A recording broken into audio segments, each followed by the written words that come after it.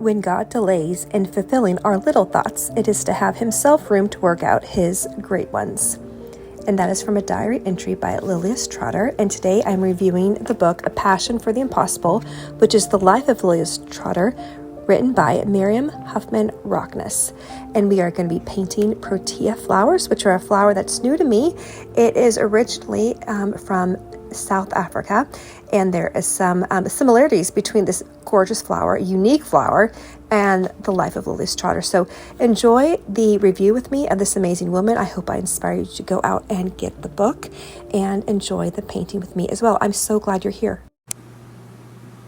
Well, welcome to this new season of the Creative Season, our YouTube channel, and we are going to be doing some paint and read with me as I do book reviews of some of my favorite biographies that I've read, either this year or in the past year. To be honest, I've read a couple of these over again, and A Passion for the Impossible by Miriam Huffman Rockness, which is the Life of Lilias Trotter, is a book I came across after listening to an interview with Miriam a few years ago, and I think I've read the book 3 times, and I'm probably going to start on my 4th reading. I love this book. And I have to just say too, I love the size of this book because it's not huge. It's thick. It's about 300 something pages, but it's great to just stick into your purse or your bag. And so just another good reason to purchase it. I'm hoping to inspire you to purchase this book or to dive deeper into some of these people that we're going to talk about. There's actually a great documentary on Lilias Trotter, which in my view is a great entry view point, but then you want to learn more about her. So we're also going to, before I start talking about Lilias, let me tell you about the flower that we're painting today. Now Lilias, there's a tie-in here. Lilias was born in England, in London I believe, and she grew up there, but she ended up going to Algeria, specifically the city of Algiers, and then branching out from there to bring the gospel, to tell people about Jesus, especially those who were very disenfranchised. Really, we'll talk a little bit more about what she experienced there. An amazing story of how she got there, though. So now Algeria is in northern Africa, and to be honest, I don't know a lot of flowers that grow in Africa, but when I was at Trader Joe's this week, lo and behold, they had these flowers that caught my eye, and I've never seen these flowers before. It's a Protea flower, which I guess there's over 70 species. They're some of the oldest flowers, or over 70 types, and there's, I guess, hundreds of species, but they're based actually out of South Africa. Now, obviously, that's far away from North Africa, but it's the same continent, and I don't know if I really would have come across any other flower, but if you see, they're very unusual. I had found an article about these in Sunset Magazine, and as someone who grows them, and he calls them alien flowers because they just look different. If you see a super unusual flower, it's probably a Protea. They just stand out. Now this one you can see inside here too, maybe you can't see, like there's all these, like, I don't know, they're like little pokey things. I don't know if the petals are actually going to open up and reveal them. I know in other pictures of flat Proteas I was seeing, they're just all like a whole thing of spiky. So we'll see what happens. But you can tell too, it's a very thick stem, and the leaves are just kind of coming every which way, almost a dark purple color, a purplish brown. And so we're going to use really just a couple of colors. We're going to use pink. We're going to actually make our own brown with pink and green. We'll use some green and a little bit of yellow, and that's it today. So just about 4 colors. So I have sketched this out for you. Now on the blog, I do have a picture of this, or you can also, if you just want to pause the video and sketch out, I have put it in micron pen so you can see it well. But you can see it's almost the shape of a tulip. And then you have all the petals are actually very, very thick. Like they're not very floppy at all. Almost like it reminded me a bit of not an egg, an artichoke heart, where the little spikies come up around it. You're going to notice too the stems. They have like this bit of yellow in the middle, and then right on the edges as well. So we're just going to be painting some of those distinct characteristics. We're also going to paint at the top our little spikies that are coming out. You can't really see them unless some of the flowers move to the side, but just because I thought it'd be pretty, we're gonna include those in as well to make it really show the fullness of the flower, because I think that's part of it, is the little spiky guys inside. So as we paint, I'm going to start with the pink, And then I'm going to go and do the green. I'm probably going to leave the background white. I might do a little bit of a light background, but you know, we're always trying to paint these in about 20 minutes, and I know we're going to go on a little bit longer today, and that's okay. So just bear with me, but I'll talk and paint at the same time. But I'm going to get my pink ready. Also, you're going to want to use a hooker's green. I had tried using a sap green because sap is a little bit more muted, but when I mixed the pink with it, it just didn't look quite right. And the pink and the hooker's green really create this purple brown almost exactly. Okay, so let's get going again. Oh, and I have just a tad bit of purple, which you don't need, which I'll use for the spikies. If you want to, you could also use just pink and even add a little bit of maybe a little bit of green in there just to make them darker. Okay, so let's go ahead and start with our pink. But first, I do want to tell you, okay, read a quote from Lilias, and this comes from her diary. So what Miriam did is she pulled a lot of first sources, including a lot of her diaries that she found, and used those for her book, because Lilias was born in July 14th, 1853, and she died in August 27th, 1928. One of the quotes that she wrote was, "Let faith swing out on him. He is the God of the impossible." So I'm going to just give you a taste of Lilias's life. Now, 20 minutes is not enough time really to cover the breadth of anyone's life anyways, and Lilias is such an interesting person. But I have, I think, about 5 characteristics that really struck me, and so I'm going to kind of jot them down on this little sketch paper of the Protea that I made, and then I will go ahead and talk about her as well. So let me come in though so you can see what I'm doing, because you know sometimes I start talking and chattering away and then you don't see what I'm doing because I don't adjust the camera. Okay, so we're going to leave the spikies alone for now. We're just going to start with the pink, and you can tell here, let me bring this in so you can see it. You can see too how we have pink at the top, and then as we go down, it's almost that brownish purplish and some green. So I'm just going to be doing all the pink and then pulling it down just a little bit with some water. So Lilias was born into a well-to-do family, and I believe London. Her father, I believe, was a banker. Her parents had a very happy marriage. She was the youngest, and I'm not going to get all the family details correct. I believe there was a first marriage, and then his first wife died, I think.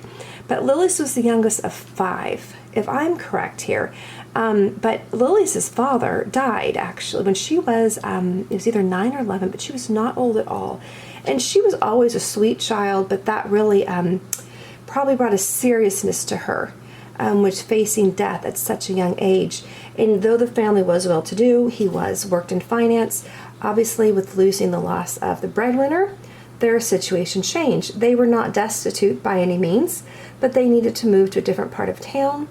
And life just changed for them. However, Lilias continued to go to school, and she became very involved in different charity works, and they were raised a Christian family, and she really developed a closer walk with God. Especially, this is a time in London where you're having more revival meetings, and you have something called the Keswick conferences that are starting to happen. A lot of good big meetings that are happening that are gathering people. And Lilias really took these to heart. She took her faith very seriously, as well as the call to just concern for others. She began to work for the YWCA, and one of the things that she became very involved in was helping prostitutes find other employment, getting them food, helping them get off the street. She was actually quite entrepreneurial. Okay, I'm going to pick up some green now. I've mixed some green with some pink, and so I'm going to pull that darker green down into some of the bottom petals / stem. So Lilias actually, I believe she opened a couple different things, including a cafeteria where women could come and have a meal to eat. Previously, those were only open to certain, I believe it was men or certain professions. It wasn't open to everyone. So Lilias has very much a heart for those who who needed help in getting out of difficult spots in life. She also, so that was the one thing, she had a deep love and concern for people from a very early age, and that only grew and grew.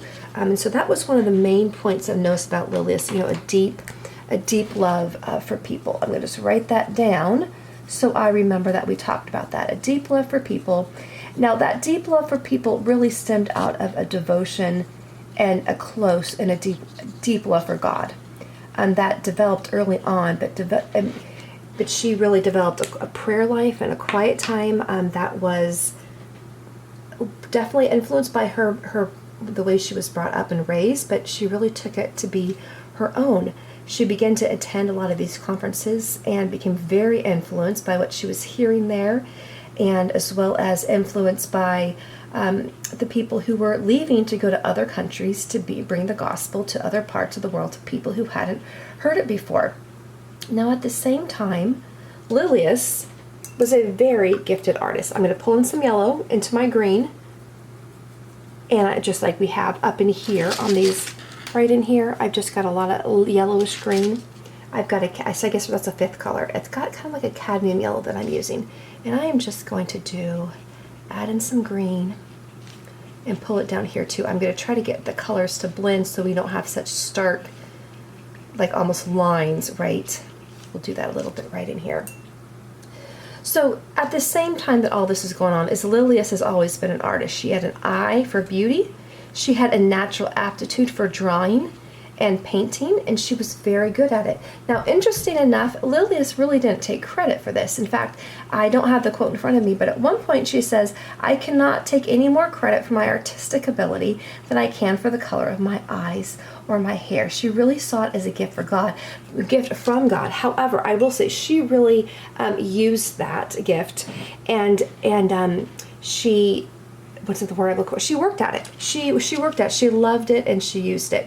Now, she and her mother went to a lot of these conferences. I think her mother had also raised her to be, helpful, to look out for those less fortunate. Although Lilias really did take it to a next level. She was even teaching classes. Felt very, very burdened on helping these unfortunate women who were caught up in prostitution. This was, the industrial age. So tons of changes were going on at that time. I think Lilias' mother was probably surprised at the intensity at which her daughter took that up. Now, Lilias also had some health problems. I don't know all the extent, and I'm not sure if we actually know exactly what happened, but Lilias definitely had some health issues that were going on.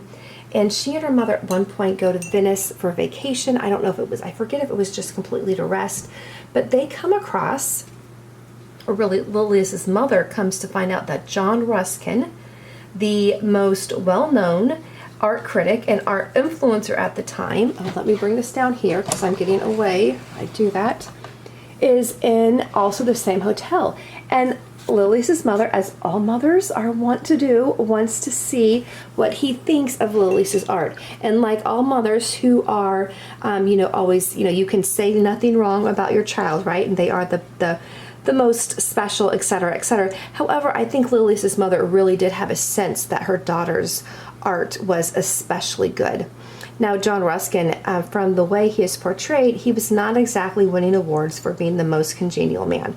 In fact, he sounds like he might have been a little bit of a grump, if I am reading in between the lines. And apparently, he did not have much regard for women as artists, but Lilias Trotter changed that. And I think this is fascinating. He does agree to see some of her work. Lilias' mother sends it to him. He is quite impressed and taken with it. He meets Lilias and begins to give her instruction. And to his surprise and pleasure, okay, I'm just doing a little bit so that yellow here, right in there, that I just want to get a couple, take advantage of that. It's so unique, that yellow on the outside, and then right here too, on the middle. I'm going to get a couple of that in some of these. Not all, we don't see that on all the leaves, but I'm going to grab it on a couple of the stems.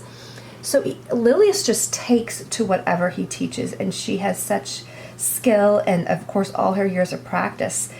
He begins to become very impressed with her. In fact, they have this student professor relationship, and he begins to really come to believe that Lilias might actually have the potential to become one of the most important and famous and well-known living artists of that time. And that is a lot coming from John Ruskin, that he was not someone who just flattered, again, from what I understand. And he really begins to pressure Lilias that if this is going to happen, though, she has to give herself completely to her art. And Lilias goes through a period of time where she is really I'm going to mix some pink in with my green so that we're going to get that darker kind of purplish color, purple brown color. It is going to be dark, but I'm going to use that on one of my stems down here. So Lilias begins to go through a period of intense wrestling. Should she give herself to her art completely and give up what her work with the prostitutes, the women who were struggling to find a way, and the other people she was helping. She was teaching classes. She was really becoming quite influential and busy, and she worked very diligently at helping those and felt it was really the call on her life to do so. And so after some wrestling, she knows what she's being offered. It is stability. It's probably fame and fortune. And it's for a woman in that day. We're always, in this day and age, we're always kind of a little bit obsessed about women's rights, et cetera, et cetera. It was almost unheard of to be elevated to that position. But Lilias declines. She really feels like her call is to serve and not to pursue art as the primary focus of her life. It's a very difficult decision for her. And Miriam does a fabulous job in the book. You feel it. You feel the pain with Lilias. That is in about 1879, if I'm remembering correctly, that she's made the offer and declines.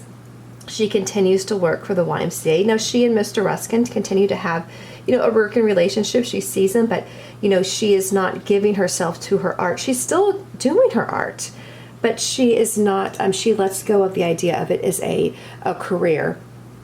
About 7 or 8 years later at the Keswick, the conference, there is a call that the people in the country of Algeria have not heard about the gospel. I think someone had gone over, certainly not a woman, and Lilias feels like this unquenching desire to go. Unquenching desire to go and to see these people who are in need and who have very hard lives and who are destitute in many, many ways. Lilia's whole world is shaken by this. She has now spent many years with the YWCA, and it's not as if she's in her 20s anymore. I believe she's in her 30s at this point. And in a very short while, she begins to make preparations to go to Algeria. Now, this is not a small endeavor. It's not like you can take a plane trip over there, and they don't speak English in Algeria. It was a country of just like that political upheaval. They had been taken over by a number of different countries. Let me bring this up so you can see everything I'm doing here. I've got one more branch. I just was waiting for this one to dry. And let me get this guy up here. But they spoke mostly Arabic, which Lilias didn't speak. And to make things even more complicated, and you'll love this, Lilias had this heart condition where the North African Mission Board, I think there was another missionary organization, they both deny her access to the organization because of her health condition. They're like, no, and so she decides to go anyway. This does not deter her. That's how strong this sense of calling was on her life. She has 2 friends who go with her. One of them, his name is Blanche, and Blanche will end up staying with Lilias and serving with her until she dies in Algeria. Blanche dies in Algeria many years later, and they go. And the second half of the book is really all about her work in Algeria. I can't tell. I'm going to mess up the order, and I will simply tell you that it was not without its incredible challenges, as you can imagine. I'm just going to mix up some more of the darker color. There was years of discouragement. But another thing that struck me about Lilias is where I think I would have had a pity party, I don't know, somewhere in year 2. Lilias' resolve only grows stronger, and she has this unwavering faith in God. They find someone to teach them Arabic. They begin to learn the language. They go out and find people. In Algeria at the time, women were often married off in their early teenagers. If their husband wasn't happy with them, they would be, I guess you'd call it, divorced. They would then be married off again and again, and the poor young woman might be married 3 times by the time she was in her late teens, and then she was basically destitute. And so Lilias has really begun to reach out to these women once again who were abandoned, who had no freedom, and who just had no hope really. And she loved them, she taught them, she welcomed them, she had teas. The women loved to have teas and have women over. And one of the women at one point she says to her friends about Lilias here in Algeria, no one has ever loved us like she has. Lilias again had the deep love of people that's just kind of poured out of that deep love with God. Okay, we're going to let this, I'm going to let it dry for a minute. I'm going to come back and take that darker brown and I'm going to dab the tops of the flower just like you see right in here. And I'll come up closer for that. So we have, let me just write down again on my scratch paper. Now, deep love for God, deep love for people, resolve. I mean, if I can think of one characteristic that was Lilias' personality, she had this resolve. And Miriam does a phenomenal job of just really pulling out her diaries and the circumstances of her life that were so challenging, and then how Lilias meets them. Now, I have to say something about her art. Lilias may have decided, have just declined the opportunity for fame, fortune, and the ability to be, quote unquote, one of the best artists at her time. However, she continued her art until her dying days. She used her art in her journals and the books. She started what I can only call now, it looks like this small publishing company. That's how she communicated a lot of the message of the gospel or the parables of Jesus. That's how she communicated much of the parables. In fact, this is one of the books that she wrote, Parables of the Christ Life.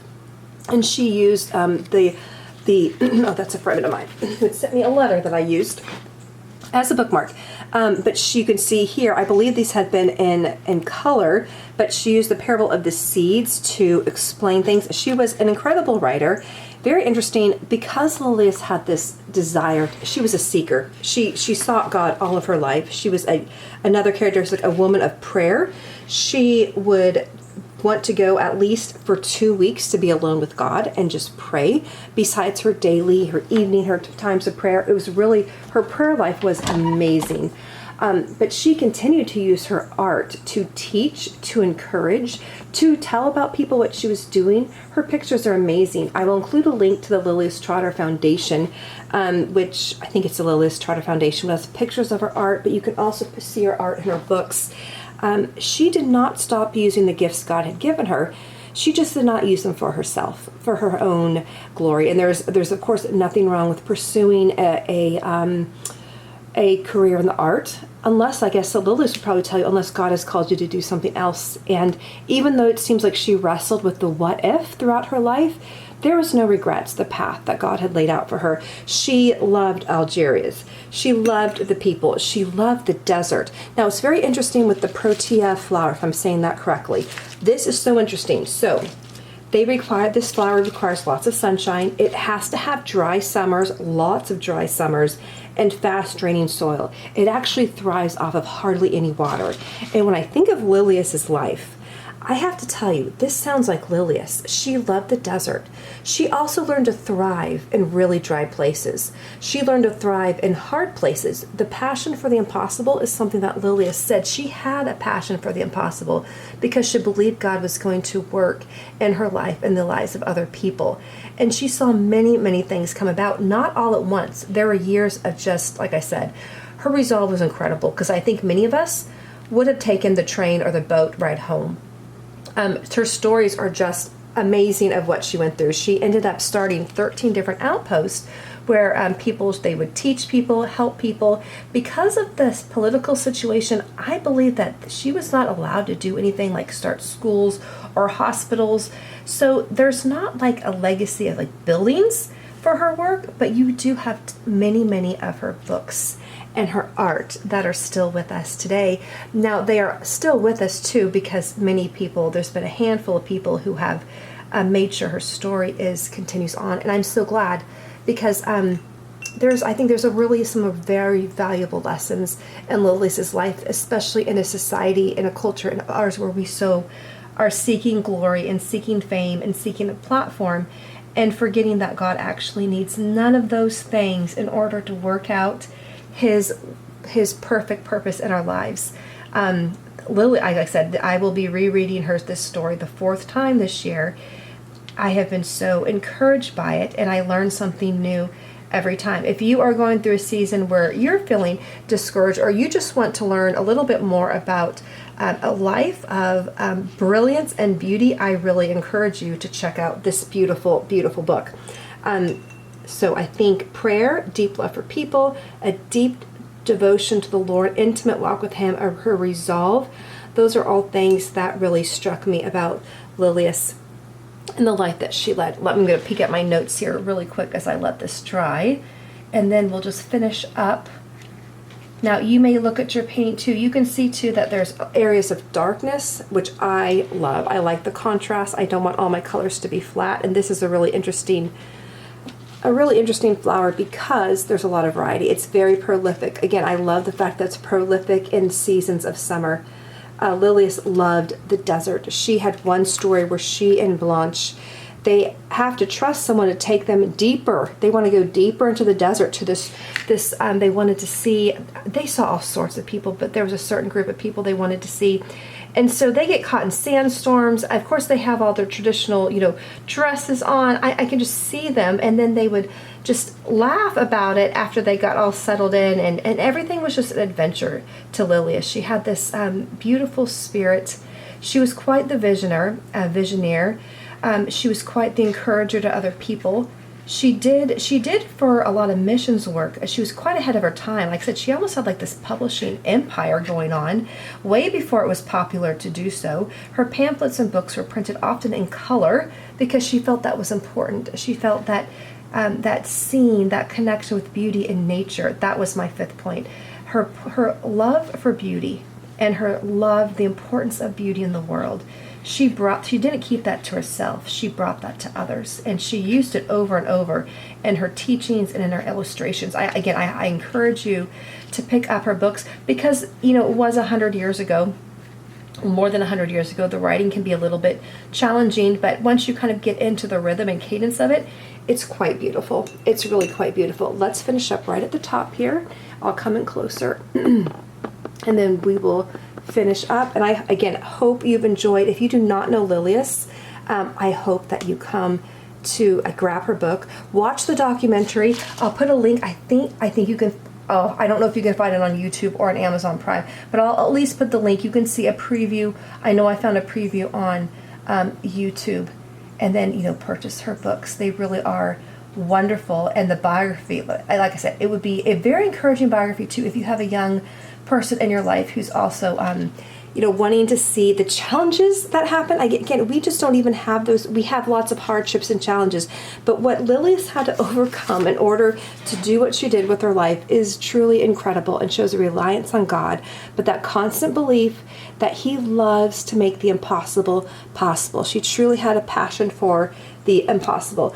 The world doesn't remember Lilias Trotter. There is no reference really to her in the art world, but she's absolutely known in the hearts of many who love the Lord, and I know she's had a little bit of a renaissance as more and more people talk about her life, and I am so thankful for that. And I'm thankful for you. I hope you have a wonderful day, and thank you for painting with me. And if you've heard of Lilias, let me know in the comments. I would love to know that there's other people who've read this book and have enjoyed it as much as I have. I'll see you guys